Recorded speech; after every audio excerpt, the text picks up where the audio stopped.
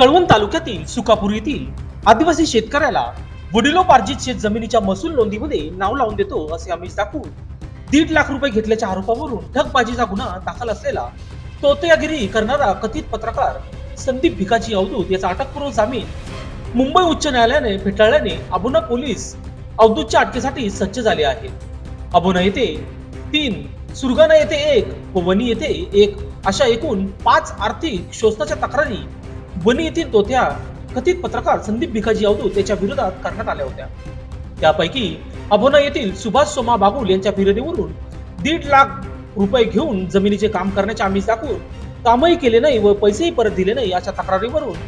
Abona police ठाण्यात अवधूत विरोधात ठगबाजीचा गुन्हा दाखल करण्यात आला होता। तपास अधिकारी यशवंत शिंदे यांनी गुन्ह्याचा तपास केला, मात्र अटकेपासून संरक्षण मिळवण्यासाठी नाशिक जिल्हा न्यायालयात संदीप अवधूत यांनी अटक